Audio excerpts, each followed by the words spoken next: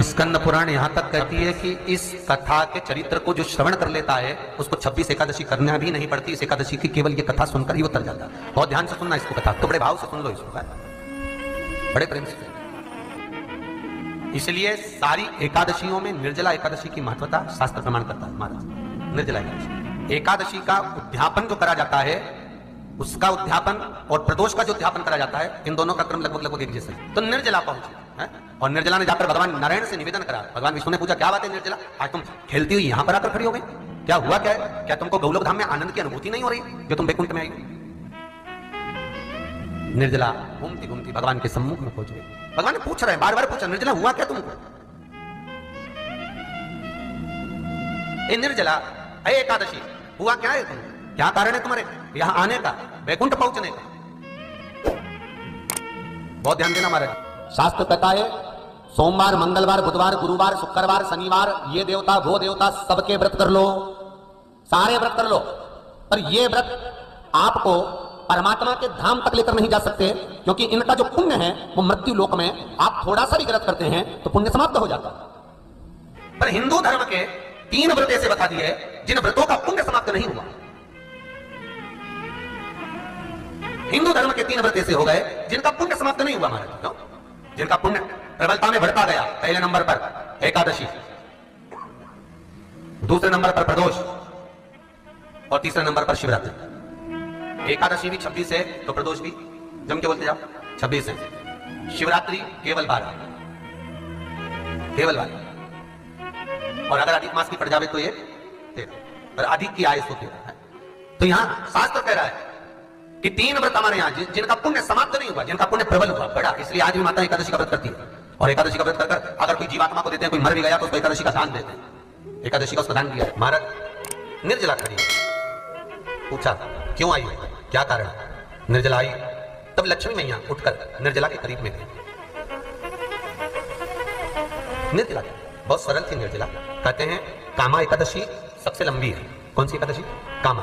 फिर मोक्षदा उससे नीची है महाराज, और निर्जला जो है बिल्कुल छोटा स्वरूप है। निर्जला का मतलब देखा जाए तो केवल 2 चोटी करी हुई है। मस्तक पर भोर लगा हुआ है निर्जला के, माथे पर बिंदी लगी हुई है निर्जला के, सुंदर गले में तुलसी की मालाएं पहनी है निर्जला। हाथ में जो हथफूल जैसी माताएं पहले पहनती थी, आपको ध्यान में होगा, ऐसा बड़ा फूल होता था, अंगूठियां पड़ी होती थी, हाथ में ऐसा लगा रहता है। तो निर्जला हथफूल भी तुलसी के धारण करती,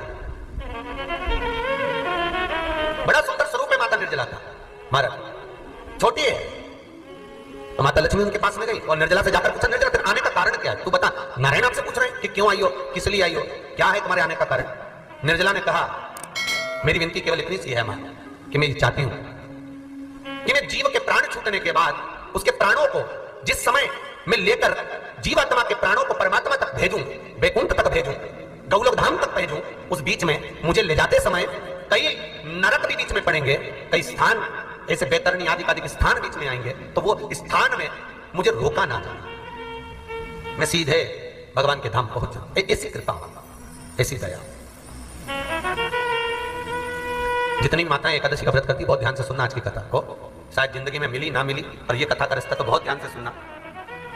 स्कंद पुराण यहाँ तक कहती है कि इस कथा के चरित्र को जो श्रवण कर लेता है उसको 26 एकादशी करना भी नहीं पड़ती। इस एकादशी की केवल ये कथा सुनकर ही उतर जाता है। बहुत ध्यान से सुनना इसको, कथा को। सबसे पहला नियम एकादशी व्रत का सबसे पहला नियम है कि आप जिस दिन व्रत करो उसके 1 दिन पहले भक्ति का संचार इस हृदय में करो। भक्ति का संचार इस हृदय में कर लीजिए। जिस दिन आप व्रत करो, जैसे एकादशी का व्रत कर रहे हो तो दशमी के दिन शाम का समय जब आवे, रात्रि जब होने लगे, शाम का समय आवे, और रात्रि का आप जब भोजन ग्रहण करो तो उस भोजन में कोई ऐसा पदार्थ ग्रहण मत करिए जिस पदार्थ के कारण आपकी एकादशी बिगड़ जाए।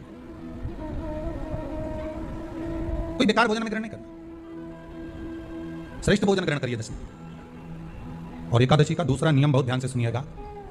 जिस दिन आपकी एकादशी का व्रत हो उस दिन प्रयास करिएगा कि अपने हाथ से किसी भी वृक्ष की कोई पत्ती टूटे ना। अपने हाथ से किसी भी वृक्ष की, पौधे की, किसी भी वृक्ष की पत्ती अपने हाथ से ना टूटे। बहुत ध्यान दीजिएगा महाराज। एकादशी का यह दूसरा नियम है कि अपने हाथ से किसी पौधे की, किसी वृक्ष की, किसी डाली की कोई पत्ती टूटे ना, कोई पत्ती ना टूटे, इसका प्रयास करिए।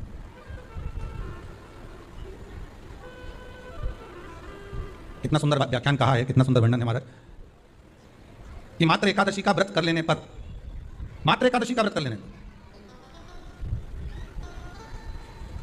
जो पूर्व में किया गया हमारा पाप कर्म है, हमने किसी जीव की हत्या करी है, हमने किसी को कष्ट प्रदान करा है, हमने किसी को अपशब्द कहा है, हमने किसी को ताने दिए, हमने किसी को आड़ा टेढ़ा कहा है, हमने किसी को गालियां दे दी है, मात्र एकादशी का व्रत ही कर लेने पर ये सारे जो दोष हैं वो समाप्त हो जाते हैं। सारे दोष हमारे समाप्ति पर आ जाते हैं।